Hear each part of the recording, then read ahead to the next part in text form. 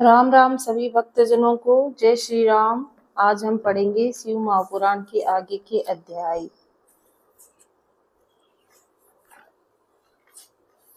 सावन के महीने की पवित्र महीने की आप सभी को बहुत बहुत शुभकामनाएं। आप सभी का स्वागत है मेरे YouTube चैनल राजस्थानी रीति रिवाज में।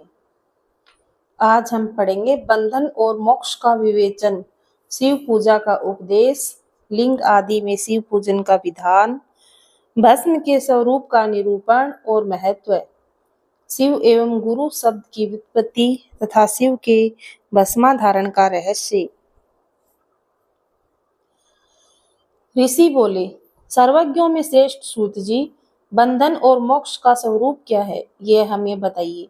सूत जी ने कहा, महर्षियों, मैं बंधन और मोक्ष का स्वरूप तथा मोक्ष के उपाय का वर्णन करूंगा। तुम लोग आदर पूर्वक सुनो। जो प्रकृति आदि 8 बंधनों से बंधा हुआ है वह जीव बुद्ध कहलाता है, और जो उन 8 बंधनों से छूटा है उसे मुक्त कहते हैं। प्रकृति आदि को वश में कर लेना मोक्ष कहलाता है।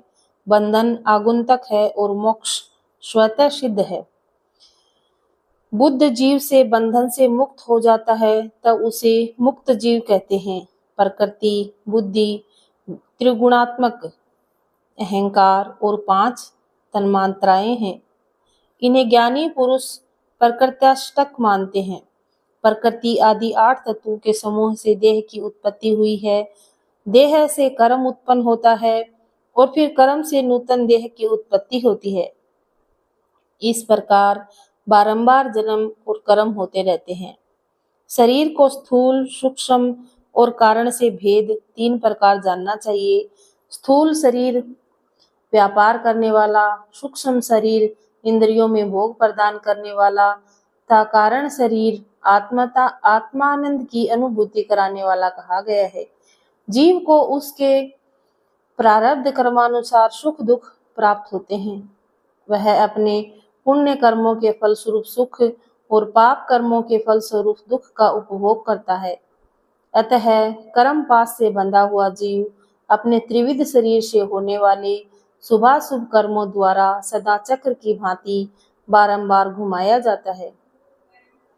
इस चक्रवर्त भ्रमण की निवृत्ति के लिए चक्रकर्ता का सत्वन और आराधना करना चाहिए। प्रकृति आदि जो 8 पास बताए गए हैं उनका समुदाय ही महाचक्र है, और जो प्रकृति से परे वह परमात्मा शिव है।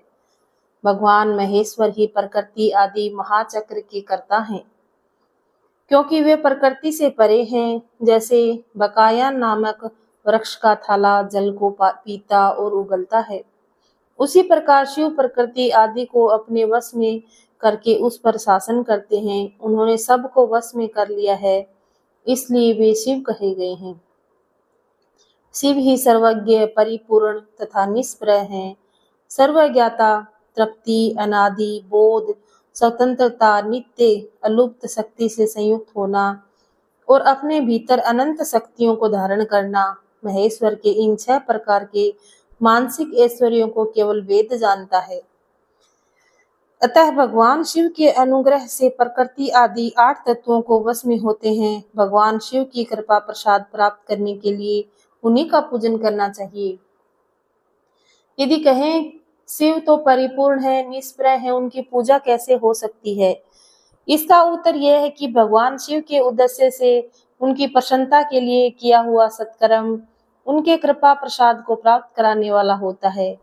शिवलिंग में, शिव की प्रतिमा में तथा शिव भक्त जनों में शिव की भावना करके उनकी प्रसन्नता के लिए पूजा करनी चाहिए।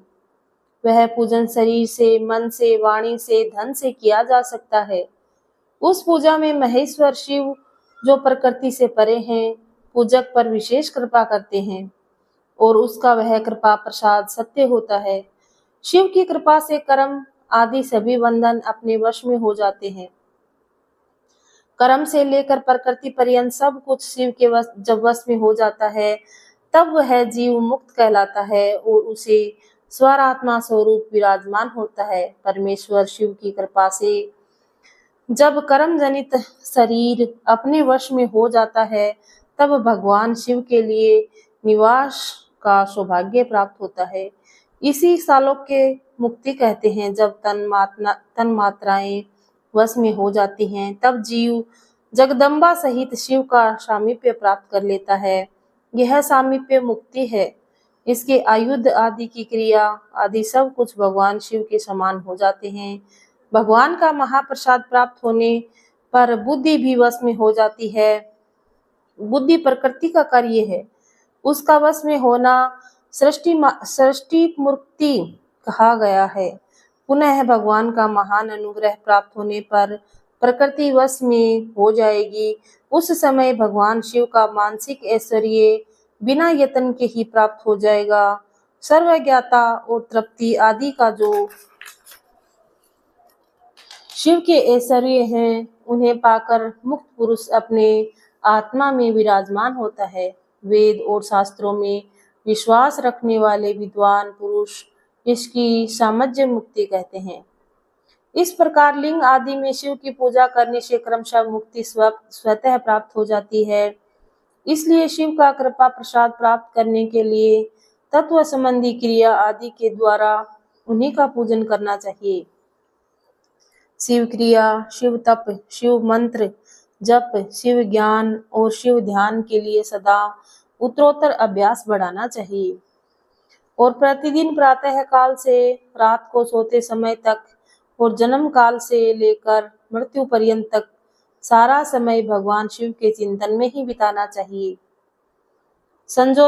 संजोतादि मंत्रों तथा नाना प्रकार के पुष्पों से जो शिव की पूजा करते हैं, वह शिव को प्राप्त होगा।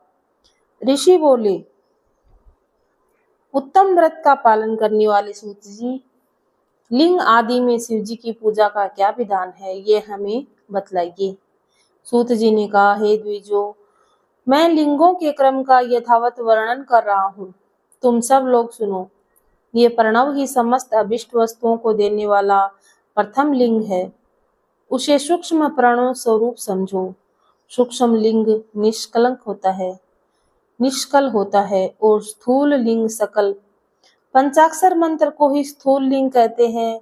उन दोनों प्रकार के लिंगों का पूजन तप कहलाता है। वे दोनों ही लिंग साक्षात मोक्ष को देने वाले हैं। पौरुष लिंग और प्रकृति लिंग के रूप में बहुत से लिंग हैं। उन्हें भगवान शिव ही विस्तार पूर्वक बता सकते हैं, दूसरा कोई नहीं जानता। पृथ्वी के विकार भूत जो लिंग ज्ञात हैं, उनको मैं तुम्हें बता रहा हूँ। उनमें स्वयंभू लिंग प्रथम है, दूसरा बिंदु लिंग, तीसरा प्रतिष्ठित लिंग, चौथा चरलिंग और पांचवा गुरु लिंग है। देव ऋषियों की तपस्या से संतुष्ट हो उनके समीप प्रकट होने के लिए पृथ्वी के अंतर्गत बीज रूप से व्याप्त हुए भगवान शिव वृक्षों के अंकुर की भांति भूमि को भेद कर नाद लिंग के रूप में व्यक्त हो जाते हैं। वे स्वतः व्यक्त हुए शिव ही स्वयं प्रकट होने के कारण स्वयंभू लिंग नाम से धारण करते हैं। ज्ञानी जन उन्हें स्वयंभू लिंग के रूप में जानते हैं। उस स्वयंभू लिंग की पूजा से उपासक का ज्ञान स्वयं बढ़ने लगता है। सोने चांदी आदि के पत्र पर, भूमि पर अथवा वेदी पर अपने हाथों से लिखित जो शुद्ध प्रणव मंत्र का लिंग है, उसे मंत्र लिंग का आलेखन करके उसमें भगवान शिव की प्रतिष्ठा का आवाहन करें। ऐसा बिंदु नादमय लिंग स्थावर और जंगम दोनों ही प्रकार का होता है। इसमें शिव का दर्शन भावनामय ही है, ऐसा निसंदेह कहा जा सकता है। जिसको जहाँ भगवान शंकर के प्रकट होने का विश्वास हो, उसके लिए वे वहीं प्रकट होकर अभीष्ट फल प्रदान करते हैं। अपने हाथों से लिखे हुए यंत्र में अथवा अकृत्रिम स्थावर आदि में उपचारों से उनकी पूजा करें। ऐसा करने से साधक स्वयं ही ऐश्वर्य को प्राप्त कर लेता है और इस साधन के अभ्यास से उनको ज्ञान भी होता है। देवताओं और ऋषियों ने आत्म सिद्धि के लिए अपने हाथ से वैदिक मंत्रों का उच्चारण पूर्वक शुद्ध मंडल से में शुद्ध भावना द्वारा जिस उत्तम शिवलिंग की स्थापना की है उसे पौरुष लिंग कहते हैं तथा वही प्रतिष्ठित लिंग कहलाता है। उस लिंग की पूजा करने से सदा पौरुष ऐश्वर्य की प्राप्ति होती है। महान ब्राह्मण और महाधनी राजा किसी कारीगर से शिवलिंग का निर्माण करवाकर उसे मंत्र पूर्वक उसकी स्थापना करते हैं। उनके द्वारा स्थापित हुआ लिंग भी प्रतिष्ठित लिंग कहलाता है, किंतु वह प्राकृतिक लिंग है, इसलिए प्राकृत ऐश्वर्य को भोग देने वाला ही होता है। जो शक्तिशाली और नित्य होता है उसे पौरुष लिंग कहते हैं। जो दुर्बल और अनित्य है वह प्राकृत कहलाता है। लिंग नाभि, जिह्वा, नासाग्र भाग और शिखा के क्रम से कटी, हृदय, मस्तक तीनों स्थानों में लिंग की भावना की गई है। उस आध्यात्मिक लिंग को ही चर लिंग कहते हैं। पर्वत को पौरुष लिंग बताया गया है और भूतल को विद्वान पुरुष प्राकृत लिंग मानते हैं। वृक्ष आदि को पौरुष लिंग जानना चाहिए और गुल्म आदि को प्राकृतिक लिंग। साठी नामक धान्य को प्राकृतिक लिंग समझना चाहिए। साली यानी अग्नि एवं गेहूं के पौरुष लिंग अणिमा आदि 8 सिद्धियों को देने वाला जो ऐश्वर्य है उसे पौरुष ऐश्वर्य जानना चाहिए। सुंदर स्त्री तथा धन आदि विषयों में आसक्त पुरुष प्राकृत ऐश्वर्य कहते हैं। चरलिंग में सबसे प्रथम रसलिंग का वर्णन किया गया है। रसलिंग ब्राह्मणों को उनकी सारी अभिष्ट वस्तुओं को देने वाला है। शुभ कारक बाण लिंग महान को, क्षत्रिय को महान राज्य की प्राप्ति कराने वाला। सुवर्ण लिंग वैश्य को महाधन पति का पद प्रदान करने वाला है तथा सुंदर शिवलिंग शुद्धों को महाशुद्धि देने वाला है। स्फटिकमय लिंग तथा बाण लिंग सब लोगों को उनकी समस्त कामनाओं प्रदान करते हैं। अपना न तो दूसरों को स्फटिक या बाणलिंग भी पूजा के लिए निषिद्ध नहीं है। स्त्रियां विशेषतः सद्भावों के लिए पार्थिव लिंग की पूजा का विधान है। प्रकृति मार्ग में स्थित विधवाओं के लिए स्फटिक लिंग की पूजा बताई गई है, परंतु विरक्त विधवाओं के लिए रसलिंग की पूजा को ही श्रेष्ठ कहा गया है। उत्तम व्रत का पालन करने वाले महर्षियों बचपन में, जवानी में, बुढ़ापे में शुद्ध स्फटिकमय शिवलिंग का पूजन स्त्रियों को समस्त भोग प्रदान कराने वाला है। गृहस्थ स्त्रियों के लिए पीठ पूजा भूतल पर संपूर्ण अभिष्ट को देने वाली है। परवर्ती मार्ग में चलने वाला पुरुष सुपात्र गुरु के सहयोग से समस्त पूजा कर्म संपन्न करे। इष्ट देव का अभिषेक करने के पश्चात अगहनी के चावल से बने हुए खीर और पकवानों द्वारा नैवेद्य अर्पण करे। पूजा के अंत में शिवलिंग को संपुट में पधराकर घर के भीतर पृथक रख दें। जो निर्वर्ती मार्ग के पुरुष हैं उनके लिए हाथ पर ही शिवलिंग की पूजा का विधान है। उन्हें भिक्षादि से प्राप्त हुए अपने भोजन ही नैवेद्य के रूप में निवेदित करना चाहिए। निर्वर्त पुरुषों के लिए सूक्ष्म लिंग ही श्रेष्ठ बताया गया है। वे विभूति के द्वारा पूजन करें और विभूति को ही नैवेद्य रूप से निवेदित करें।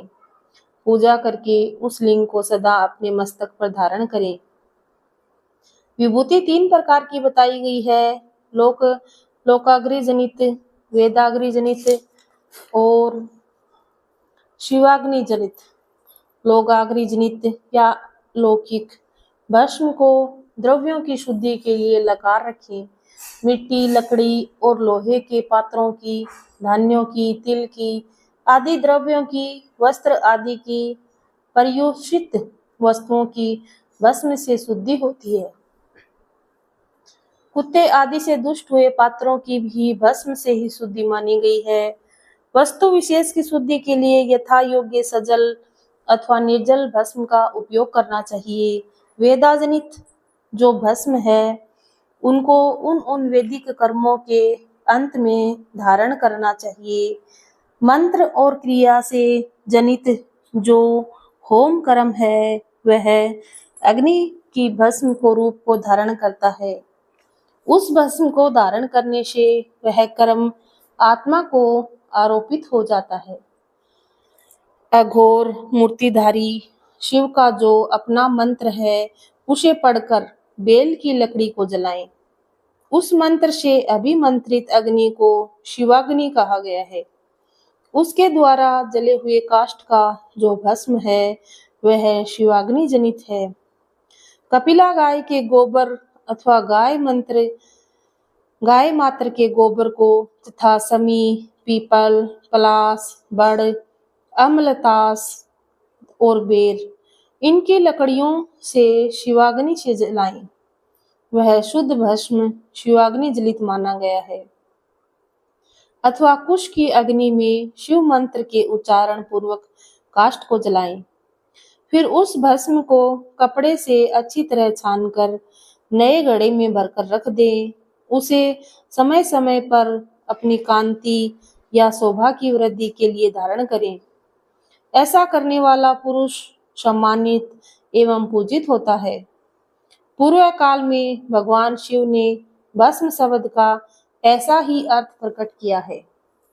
जैसे राजा अपने राज्य में सार भूत करके ग्रहण करता है, जैसे मनुष्य शम्य आदि को जलाकर उसका सार ग्रहण करते हैं, तथा जैसे जठरानल नाना प्रकार के भक्ष्य भोजन आदि पदार्थों को भारी मात्रा में ग्रहण करके जलाकर सारतर वस्तु ग्रहण करता, उस पर सारतर वस्तु से सब देह का पोषण करता, उसी प्रकार प्रपंच करता परमेश्वर शिव ने भी अपने आधे रूप से विद्यमान प्रपंच को जलाकर भस्म रूप से उसके सार तत्व को ग्रहण किया है।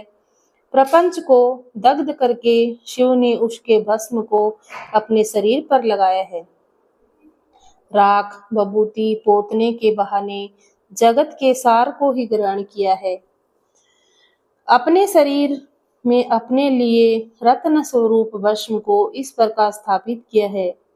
आकाश के सार तत्व से केश, वायु के सार तत्व से मुख, अग्नि के सार तत्व से हृदय, जल के सार तत्व से कटी भाग और पृथ्वी के सार तत्व से घुटने को धारण किया है। इसी तरह उनके सारे अंग विभिन्न वस्तुओं के सार रूप हैं। महेश्वर ने अपने ललाट में तिलक रूप से जो त्रिपुंड धारण किया है वह ब्रह्मा, विष्णु, महेश और रुद्र का सार तत्व है। वे इन सब वस्तुओं को जगत के अद्भुत का हेतु मानते हैं। इन भगवान शिव ने ही प्रपंच के सार सर्वस्व को अपने वश में किया है। अतः इन्हें अपने वश में करने वाला दूसरा कोई नहीं है। जैसे समस्त मृगों का हिंसक मृग सिंह कहलाता है, उसकी हिंसा करने वाला दूसरा कोई मृग नहीं है, एते उसे सिंह कहा गया है। सकार शब्द ही सकार का अर्थ है नित्य सुख एवं आनंद। इसका अर्थ है पुरुष एवं वकार का अर्थ है अमृत वर्षा रूपी शक्ति। इन सब का सम्मिलित रूप ही शिव कहलाता है। अतः इस रूप में भगवान शिव को अपनी आत्मा मानकर उनकी पूजन करनी चाहिए। अतः पहले अपने अंगों में भस्म मलें, फिर ललाट पर उत्तम त्रिपुंड धारण करें और पूजा काल में सजल भस्म का उपयोग करें। फिर द्रव्य शुद्धि के लिए निर्जल भस्म का गुणातीत परम शिव राजस आदि स्वीकार गुणों का अवरोध करते हैं, यानी कि दूर हटाते हैं। इसलिए वे सबके गुणों का गुरु रूप का आश्रय लेकर स्थित हैं। गुरु विश्वासी शिष्यों के तीनों गुणों से पहले दूर करके फिर उन्हें शिव तत्व का बोध कराते हैं, इसलिए गुरु कहलाते हैं। गुरु की पूजा परमात्मा शिव की पूजा ही है। गुरु के उपयोग से बचा हुआ सारा पदार्थ आत्म शुद्धि करने वाला होता है। गुरु की आज्ञा के बिना उपयोग में लाया हुआ सब कुछ वैसा ही है जैसा चोर चोरी करके लाई हुई वस्तु का उपयोग करता है। गुरु से भी विशेष ज्ञानवान पुरुष मिल जाए तो उसे भी यत्न पूर्वक गुरु बना लेना चाहिए। अज्ञान रूपी बंधन से छूटना ही जीव मात्र के लिए साध्य पुरुषार्थ है। अतः जो विशेष ज्ञानवान है वही जीव को उस बंधन से छुड़ा सकता है।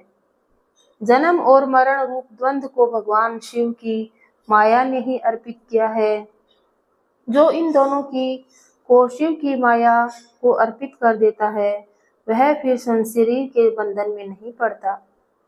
जब तक शरीर रहता है तब तक जो क्रिया के ही अधीन है वह जीव बुद्ध कहलाता है।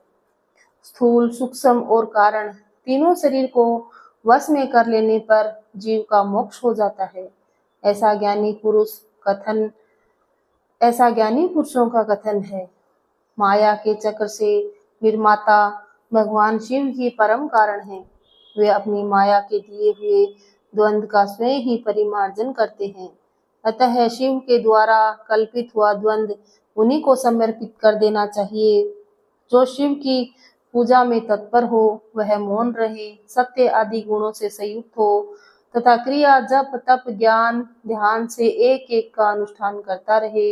ऐश्वर्य, दिव्य शरीर की प्राप्ति, ज्ञान का उदय, अज्ञान का निवारण और भगवान शिव के सामीप्य का लाभ, ये क्रमशः क्रिया के आदि फल हैं। निष्काम कर्म करने से अज्ञान निवारण हो जाने के कारण शिव भक्त पुरुष उसके यथोक्त फल को पाता है।